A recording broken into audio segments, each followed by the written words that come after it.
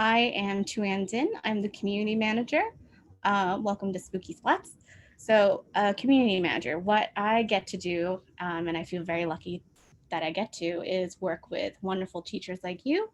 And I get to make sure that the content we're creating is accessible to all learners and making sure that it's bringing joy and fun, as well as teaching kids about block coding. My background is in education. I taught for Boston Public Schools for many years, and I taught full inclusion. And then this is my colleague, Emily. Hello. Hi, I'm Emily. I'm head of school success here at Unruly. What that means is I work with Tuan and Ryan, who you might have also met, to make sure that we are fully supporting all of our schools and making sure you have everything you need to not only be successful, but also have a ton of fun. All right. So moving on, we have one really amazing activity. It has two variations of the code, but basically the way you play is we have a very beloved mascot of sorts named Crash. He's a gorilla. And Crash is spending the night in a haunted mansion. And then we have a very sort of rascally character named Bloopers. So Bloopers double dog dared Crash to spend a night in a haunted mansion. And so Crash needs your help. He has to keep all the lights on until the sun rises, but the ghosts in the mansion keep turning them off. So can you help Crash keep the lights on until dawn? So that's the story. We like to always have something fun, some sort of like connective story to it. And the way it works is the players have to make sure that they keep as many splats lit up as they can before a timer runs out. So if they can get at least some of the splats to stay lit up until the timer runs out or until it's dawn, that means they win. So you can play Spooky Splats in a variety of ways. You can try different numbers of players. You can try different splat positions, like spreading them really far apart, so it's very difficult to make sure they all turn and stay lit. And you can make variations to accommodate the students and learners that you have in front of you. And you can play this remotely. You can play this in a hybrid model. It's very flexible and adaptive. So the only real rule is you have to keep the splats lit until the timer runs out. So we have two codes. We have one code that is simple.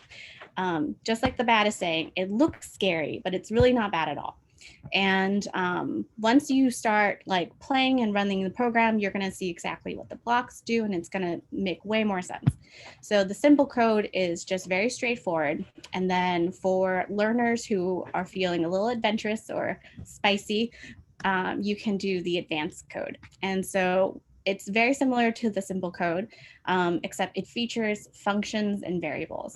And so we included functions and variables because we wanted to add some code complexity, and we wanted to encourage students to think about what some of the advantages and disadvantages of using functions and variables are.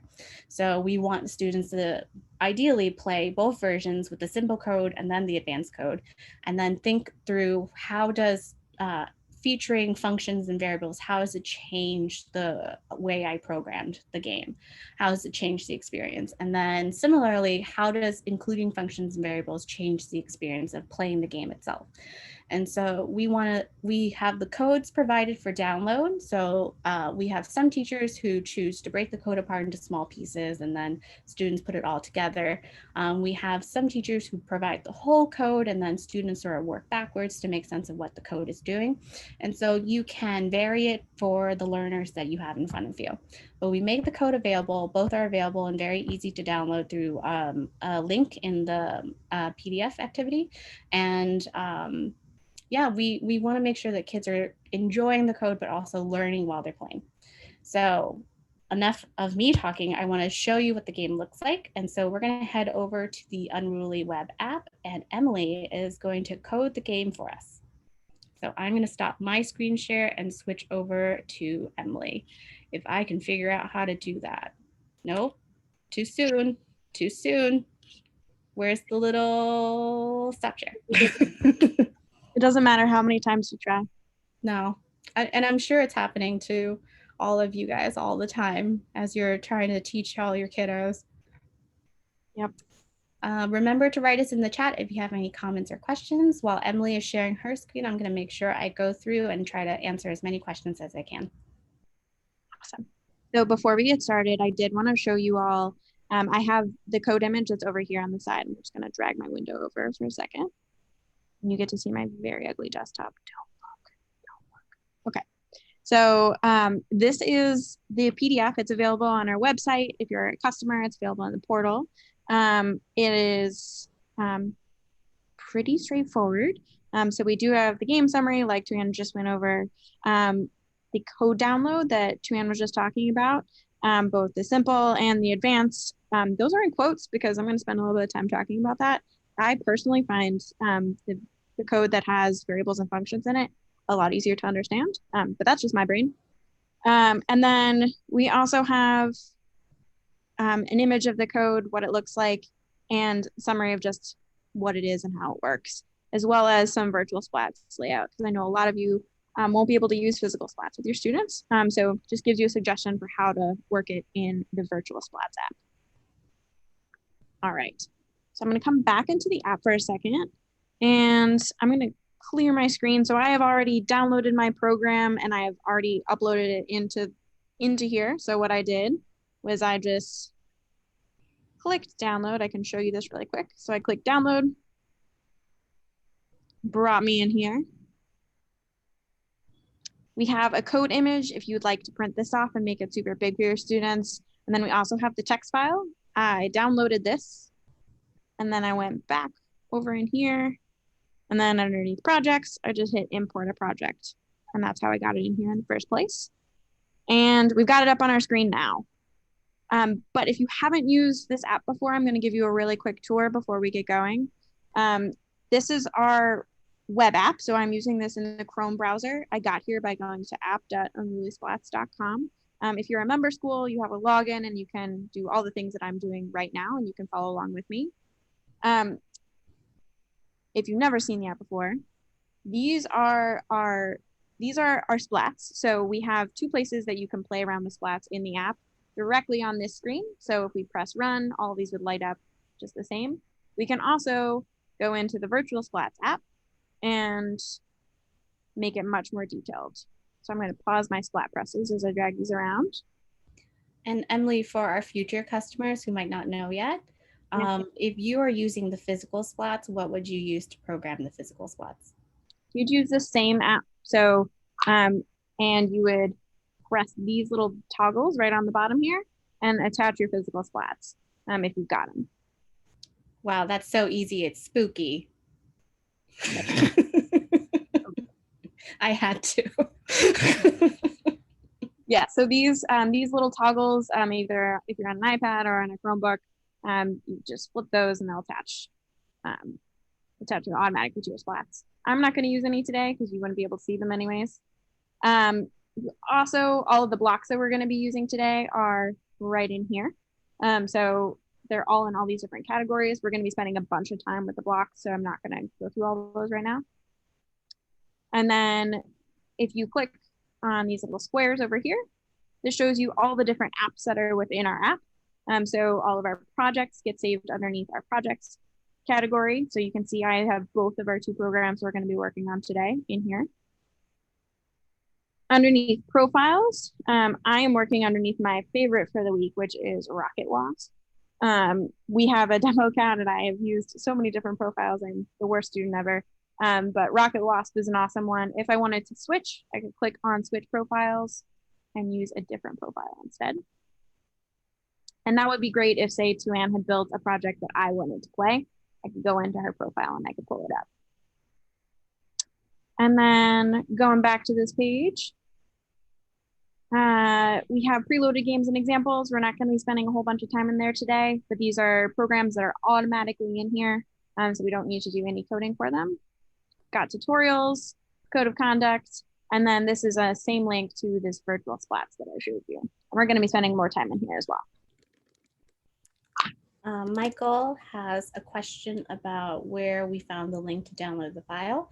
So all the links to download anything will be included in the PDF that has the whole activity fleshed out.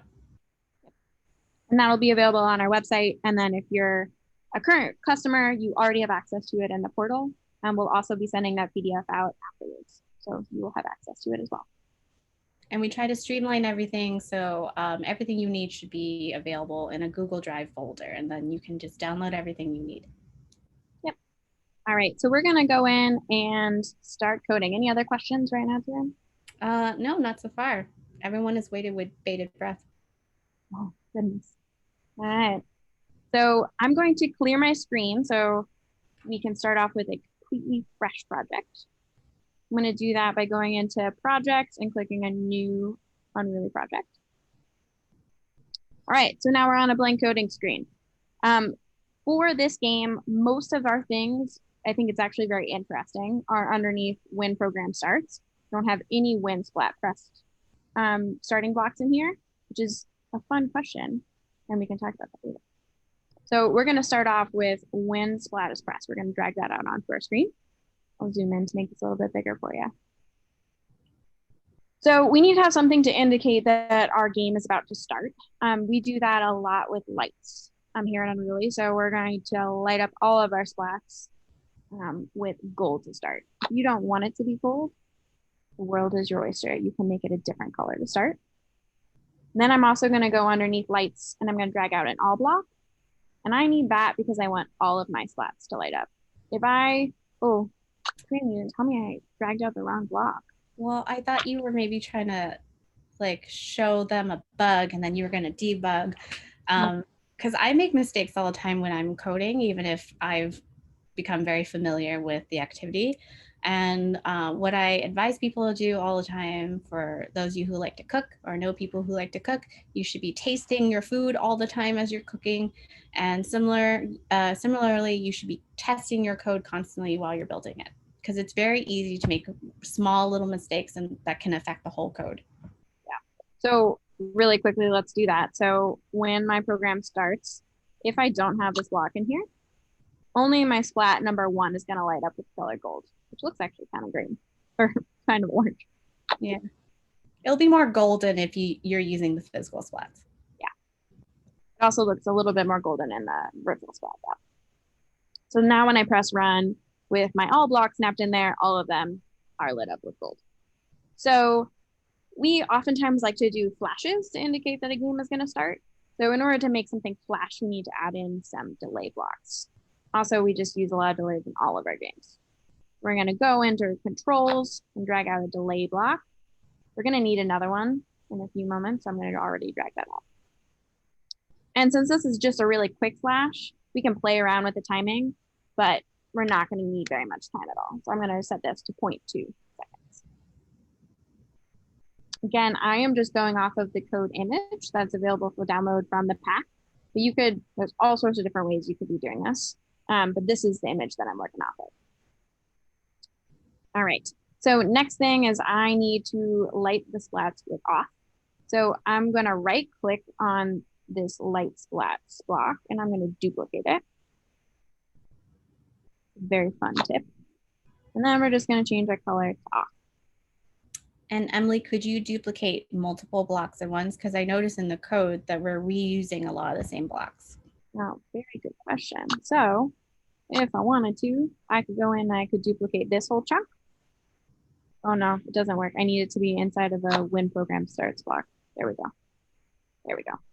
So yes, it needs to be grouped together though. So if they're just attached, it won't see all of them as one full chunk. So it does need to be within a when program starts block to duplicate the whole thing. But that's another fun tip. Say you want to duplicate a whole long stretch of code. You can really quickly snap it into a starting block or any sort of block that would group them together and then quickly duplicate it. And then you can just trash any of the blocks you don't need. And where it would be very helpful to copy a whole chunk of code would be if you wanted to program splats individually. Yeah. I'm also an exceptionally messy coder. So I leave blocks all over my screen and I do all sorts of weird stuff. So if you have any questions, please let us know in the chat. I'm seeing this live. So I'm adding in another 0.2 second delay. Snap that under. And then I've got this gold block right below. So let's see what this does. All right, we flashed it with gold and it's staying the color gold because we haven't done anything else yet. We didn't tell it to turn off. So that makes sense. All right, so our next thing that we need to do is add in this sound block that's over here. This one is going to, again, indicate that the game is about to start.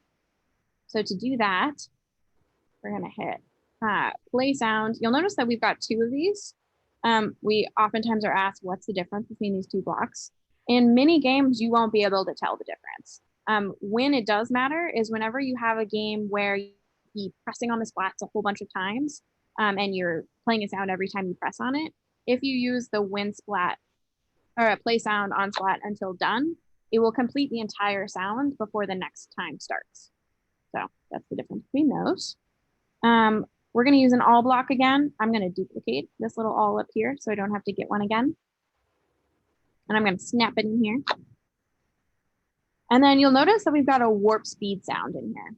We have lots of different sounds to play on your splats, and they all come in little different menus. So this one does not have warp speed. I think warp speed is underneath sci-fi sound. Sci-fi sounds, yeah. So I dragged down my sci-fi sounds and I'm snapping them in here. And then we're gonna do warp speed to start. Again, you can do any other sort of sound you'd like, but warp speed's kind of spooky. All right, so let's see if our sound works. There we go. We're good to go. All right, so next thing we're gonna be doing is we need to add in our countdown. So this countdown is going to be basically indicating the round length. You can change that to be whatever you want it to be. We've got it in here as a default of 10, but you'll know when playing this game with your students if you need to make it longer, if you need to make it shorter. So lots of different things you can do here. In the early stages of the game, we joked that you would have to set the timer to however long it is until it's dawn where you are, and then you would just play this game for hours and hours until it's actually truly dawn. All right, so let's stop this again, and then let's see if our countdown timer starts after our warp speed sound.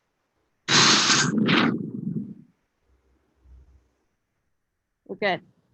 Let's run it. And you'll notice that the countdown did not start until the sound was completely finished. And that's because we use the play sound until done. All right, so next thing we need to do, we're gonna attack this chunk in pieces.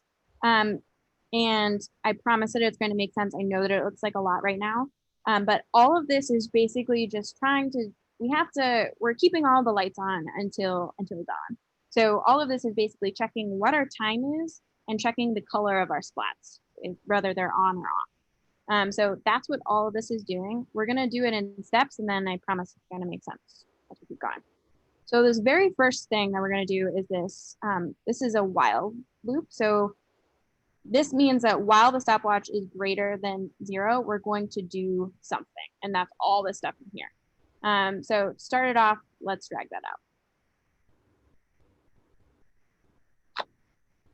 These while loops are wonderful. So you can add in a true, and that would just loop something forever. So it would just always, it would always be true. So it would always be happening and it would never stop.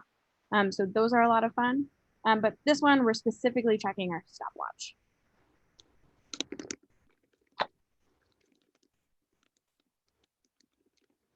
And we're gonna check to see if our stopwatch is greater than 0. To drag out our stopwatch, we're gonna go underneath sensing and drag out stopwatch. All right, so while our stopwatch is greater than 0, so while our round is still running, now we're gonna get into this beefy part. So we need to be able to check to see if our splats are on or off. And if they aren't, we need to do something else. So if our splats are not off, we do something else. Let's do the if they're off part first. So let's go underneath here, and we're going to drag out an if do else block. Another fun fact here, if you click on the little gear icon, you can change around what you want this to be. So we can have it be an else if block, we can have it be an else block. We're going to be using else if, and we're going to talk about why when we get there. But you can also change these around however you'd like them. All right. So we're going to need another math block. We use math blocks a lot in our programs because you're checking one thing against another. So they're actually super commonly used. And in this one, again, we're checking to see if our splats are off. So if all of them are off, what do we do? Now we're going to go underneath sensing again in our splat color. And if all of our splats are off,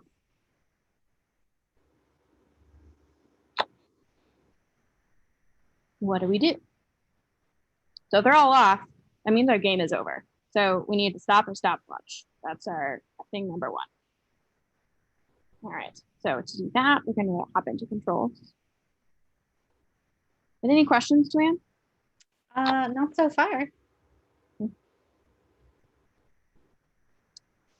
All right, so next one, we need to have some sort of indicator that our game is over. So we are flashing them as red. You can change that. You can have it be whatever you'd like. You'll notice that I went kind of the slower way and I'm dragging out all these blocks individually. You can always duplicate them from above if you select them individually. And we're gonna have them be red. I'm gonna duplicate this delay from up here. And then I'm gonna duplicate this one. Doing lots of different ways. Could I share a little lazy person trick?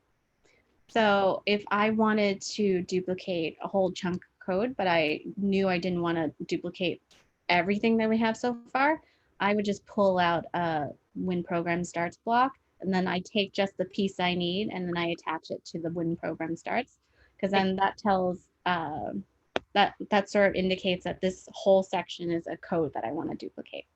Yeah, like this. Yeah, sometimes I just keep it over to the side so I can like quickly duplicate just the chunks that I need. Very nice. I'm gonna delete this chunk. I'll leave this over here just for fun. And then we've got our symbol. So I'm gonna duplicate this one up here. And our symbol sounds, I believe, is just in the classic deck right here. Yeah. All right. Hi, Melvin. Thanks for joining us. All right. So now we're checking to see if all of our splats are turned off, which is bad. That means our game is over. We need to stop our stopwatch, light our splats up with the color red, and then we're going to turn them off. Oh, but I didn't turn them back red again. Good thing I will talk through that. And then we're going to play the sound symbol on all of them until they're done. All right. Let's check it, see how it works.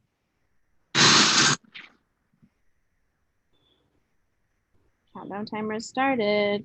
But we don't have anything to turn our splats off. So we're never going to actually see if that works. So let's wait. Always good things to check. Okay. So let's keep building so that we can get to the part where we turn off our splats and we can check this. Because right now, all we're really doing is messing with our stopwatch and setting up the sensing. We have no way of actually turning off our lights. So let's set our stopwatch. That's our next thing. And set our stopwatch to 10. All right. So these are all the things that are going to happen if all of our splats are turned off. This means that our game is over. If all of our splats are not turned off, so some of them are still turned on, which is what we want because that means our game is still going. We need to find a way to make the game continue. So you'll notice if I come over into this window, we're going to do this repeat right here. We don't have to necessarily have it be a repeat. We could have randomly dragged these blocks in, but the repeat makes it easier for these reasons, because we need to find a way to randomly turn off our lights. And we could just use this random number thing and throw it in a few different times, but it's even more fun if you repeat the amount of time or the amount of splats that are going to turn off in each cycle. So that's why we've done this repeat. So it's going to be a random number of times that we're going to turn off a random number of splats. So it's a good time. All right, so let's go in and add that in here. So I'm going to actually duplicate this block up here. And we're going to change it around. So else if means that we're going to do something else if these conditions are true. That's what we're working through here. All right. You will notice that we have an all block in here because the only way our game was over is if all of the splats are turned off. In this case, we just want to see if any of them are still lit up because that means the ghosts aren't going to get us. So we're going to go back in, we're going to drag in an any instead. So that. And we don't want it to be off this time. We're lighting up our splats bold from the very beginning, you might remember. And then we're going to do this repeat jump. And snap that in here. Now, to do our randomness, we got to go back into our math section. And we're going to be using a random number. We did this from a random 1 to 4.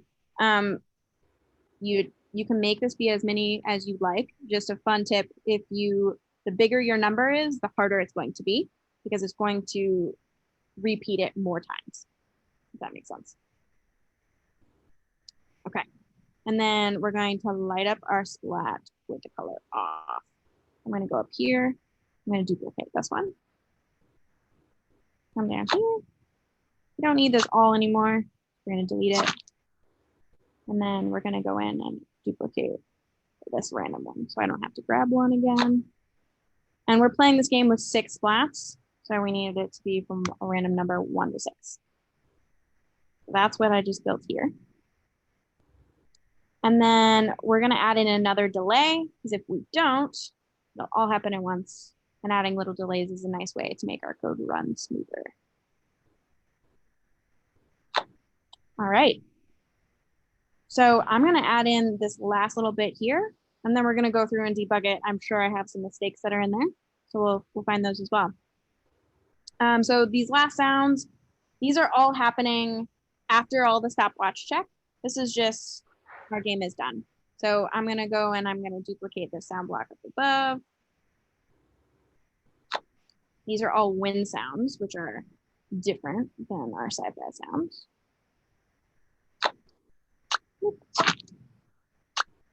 I think win is in game sounds, or is it sports sounds? Game sounds. No, sports sounds. We'll find out. Oh, okay. Game sounds. Oh, sports sound has cheer. Oh yeah, you're right. Yeah. The cheer is one of my favorite sounds. To make you feel sometimes I just play it for myself sometimes at the end of the day. Just like a little cheer for me. All right, so let's set our stopwatch to 10. All right, so we have done all of these things. You'll notice we still have nothing to check on if we're actually stomping on our splats or clicking on our splats. So this is literally all just our check. And we're turning off our lights and turning on our lights. So let's give this a go.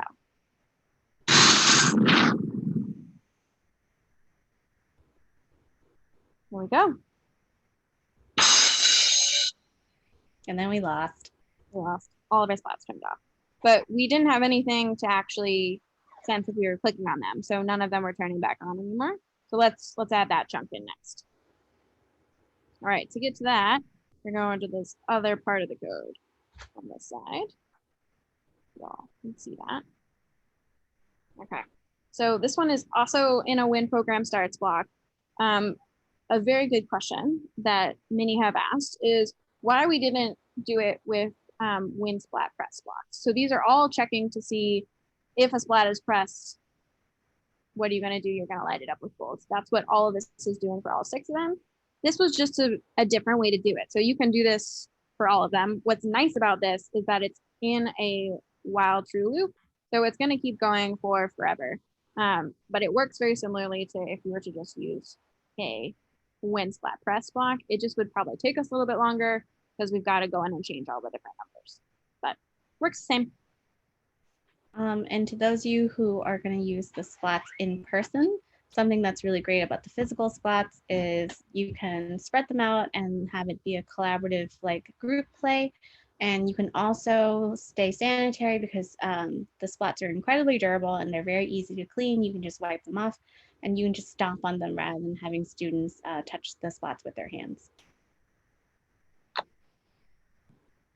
All right, so now we get to really show off the else if and the modifier of this conditional here. So I'm going to be dragging out a whole bunch more of these else ifs here. We are going to be checking for basically 6 of them. So I need to add on 5 so that we've got if this splat is pressed, what do we do? So let's keep dragging. So we got 1, 2, 3, 4, 5, and now 6 splats are being checked. Okay. So done that. Now what we're going to do is we're going to go under sensing, and we're going to be checking a splat press, and we're going to light it up with gold whenever it's pressed. And you can use this for any program where you would normally use, well, most programs, when you normally use a win splat press block. It's a nice fun way to do it. All right, and then I'm going to go in and I'm going to do some duplicating here. I'm going to duplicate all of these at once. So I got 5, 6 more. All right. And this is usually where I tend to make little silly mistakes. It's important that you change the splat number to make sure that you're manipulating the splat that you want to. Otherwise, it will all just happen to splat number 1. Which is less fun. Yeah. Okay. So now we're going to do the same thing here.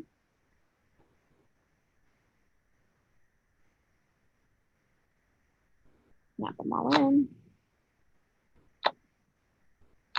Now you see what I mean when I say I'm a messy coder. Just like let the blocks get. 2, 3, 4. Yeah, trust in the heart of the splat. Okay. And that's all of it. So this is our full program here. It's beautiful, Emily. So let's check it out here, and then we'll go into the Virtual Splats app. Timer starts. They turn on when I click them. Mm-hmm. Oh, I'm Staying alive. staying alive. That's a good song to play while the kids are home. Awesome. Okay, so to make it a little bit easier to play, I am not super nimble. So we're gonna go into the Virtual Splats app and set this up a little bit better. So let's this is just a nice place to go and play your games. Let's make sure that we've got 6. Again, I've got this pause splat presses on, but since we're only using when program starts, doesn't necessarily matter. But it's a nice habit to get into. And you'll also notice that I have my splats all out of order. So we've got splat 1 and then 3 and then 6. It doesn't matter. This is a completely random game. But I will say from personal experience that the closer the splats are, the easier it is, at least in the virtual place. Probably in real world too. Mm-hmm. So I'm gonna make it a little bit easier for myself right now and keep them kind of close together. And then I'm gonna make a galaxy background because, you know, that's just how it works. And I'm gonna go underneath our stickers down here because I might want to send this over to Ryan, who's not on our webinar today, and have him play my version of Spooky Splats. So I want him to play it my way, which is I want him to start in the middle, and then he's gonna stomp on all of these like this. And I think that's really all I need. I could also go in and I could add some notes. So, but I don't really know what I would say. Except stomp all the splat. He has to be screaming the whole time. All right. There's our notes thing.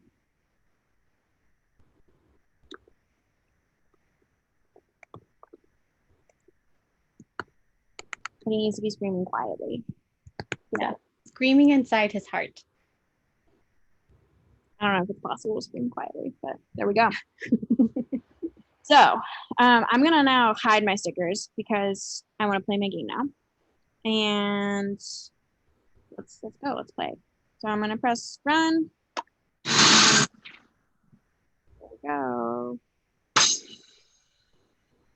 Oh no, we got a bug here.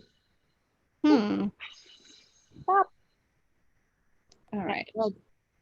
Bug found. So normally, this is a great thing. This is a great example. So normally, whenever we run it on here,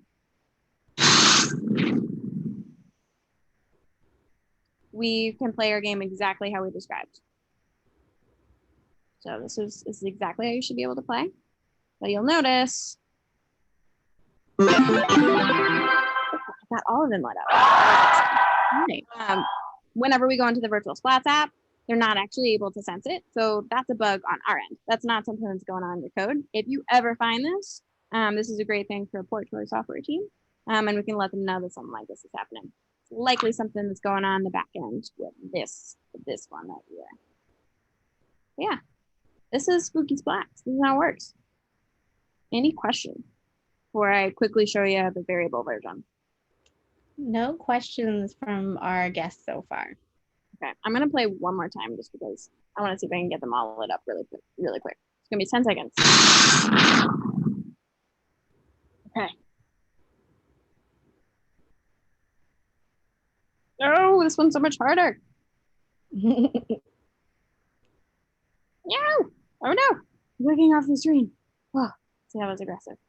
All right, I had 0.5 seconds left and I still have 3 going. All right, so what we're gonna do with this one is I'm gonna save this. This is Spooky Splats Simple, and I'm gonna title it as example because I already had it on here. This has 6 splats, and number of players I had it designed for 1 because I wanted Ryan to start in the middle and then go stomping on them. But you could play with more if you wanted to. And I don't really have any description right now, but I could add it right here. And then I'm gonna hit save. Oh, we have a question from Dave about, can you add in a score code to keep track of how many splats you light up during the round? Ooh, yes, you very much could. So you would do that. Likely, if every time you press on one, what I would do is I would go underneath scoring and then change score. Up to you if you would like the change score to be totaled. So in that case, you would put it only on 1 splat and you would just keep adding to that total. But you could also see how many times you pressed each splat. In that case, you would change the score for each individual splat. So just to show you really quickly, that would mean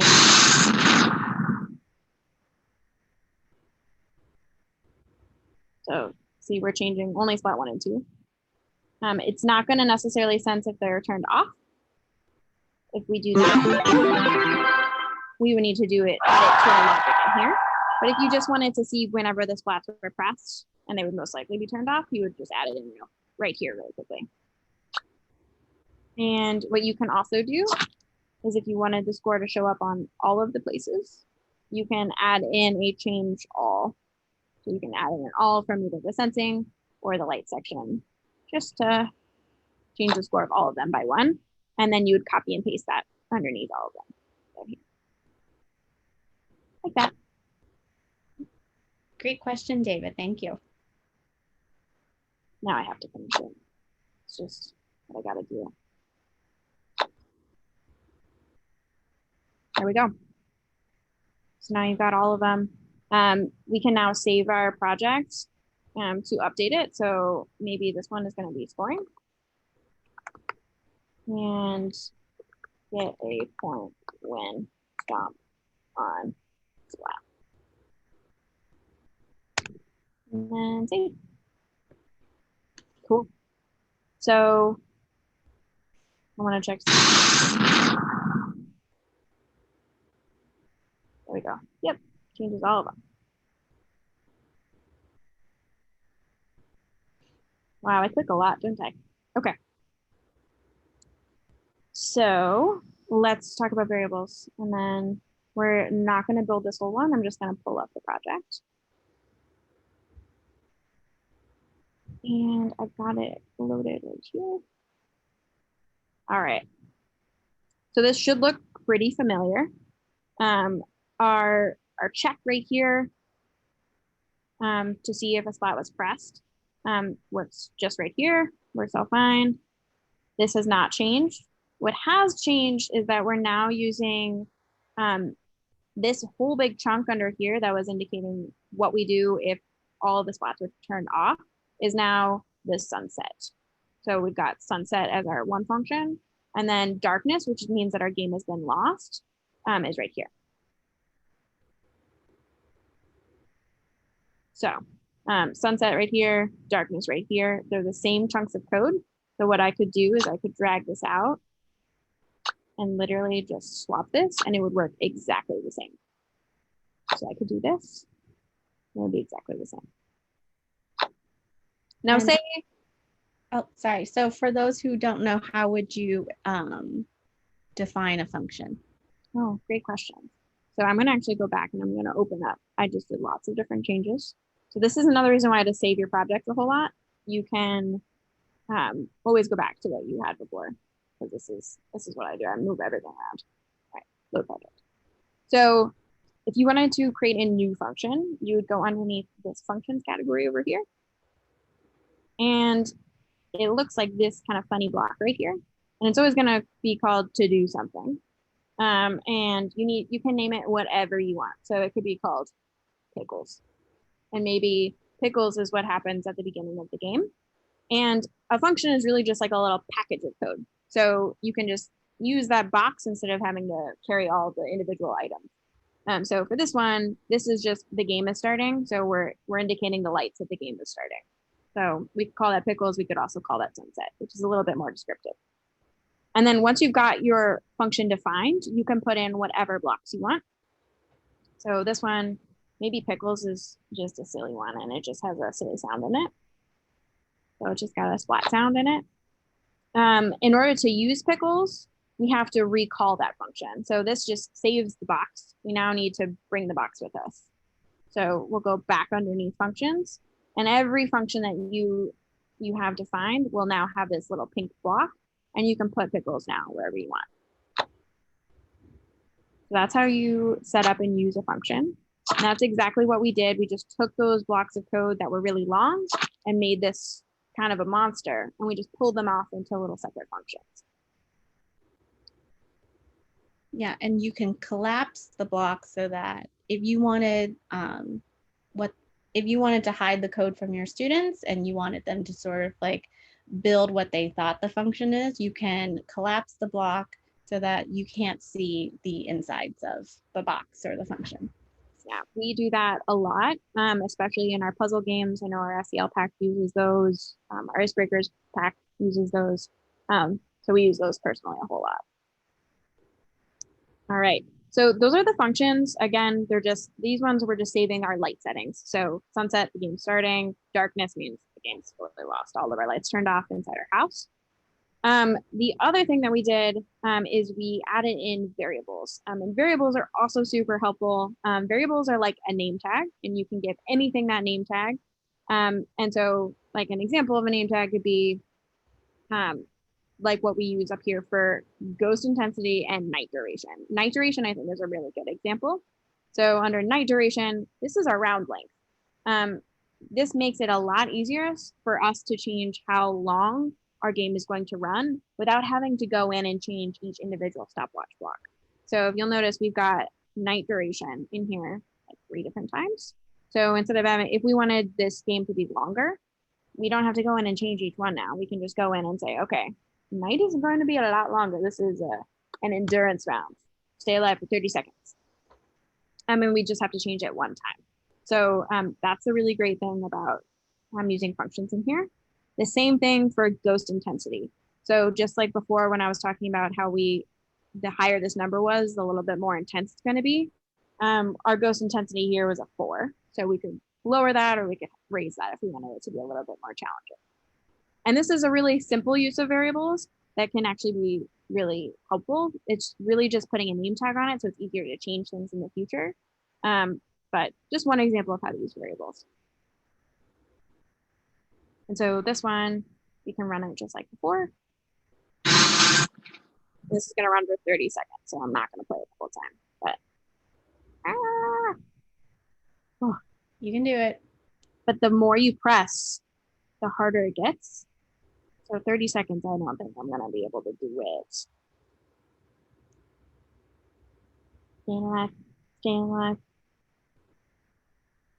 All right, 10 seconds. I should teach my dog to respond to the different lights. They'll get her nice and tired. That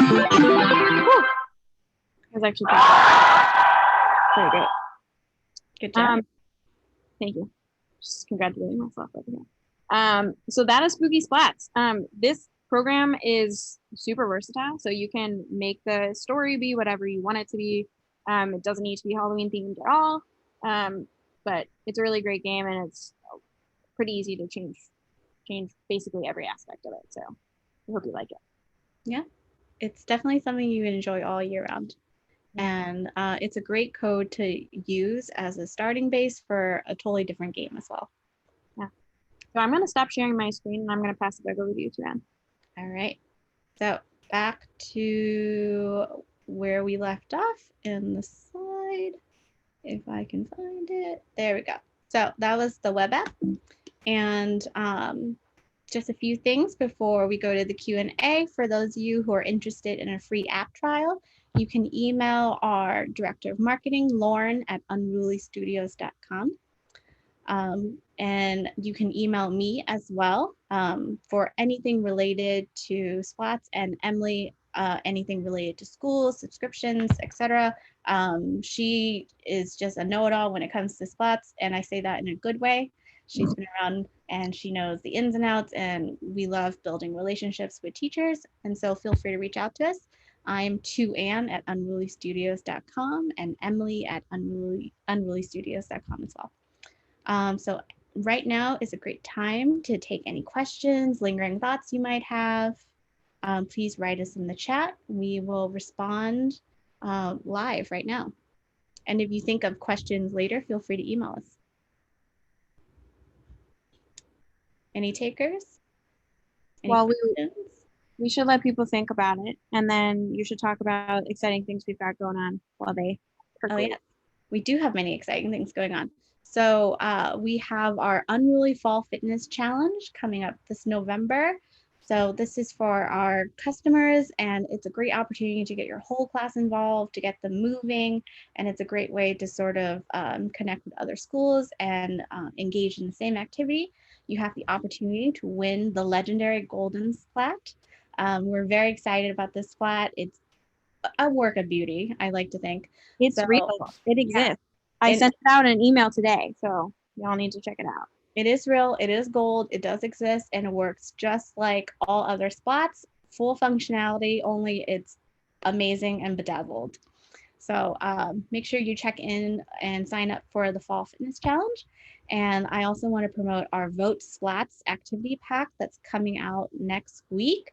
So just in time for the election, we have 3 different activities that will walk students through different voting simulations. One is just a single vote. One is an electoral college, and one is a ranked voting simulation. So we have lots of fun characters and lots of fun code. And we're really proud of this pack, and we hope you like it. So make sure you keep your eyes peeled for that. And will you be doing a webinar on this one too, Tara? Oh yes, I will be doing a webinar on this one.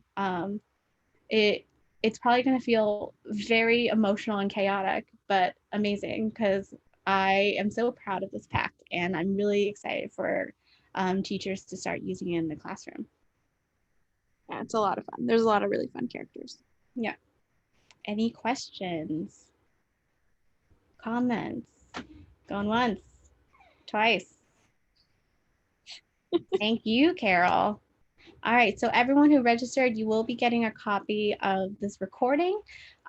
Check out our portal for all of our other activities. We have lots of fun things for you to try out with your kids. So we have lots of resources and lots of webinars coming up as well. So thanks for coming, and we hope you enjoyed it and had fun. All right, I'm gonna leave it on the screen with our emails. Yep, thank you, Judy, for tuning in. Thank you, David. All right, everyone have a good evening. Bye. Bye. And oh no, end meeting. There we go.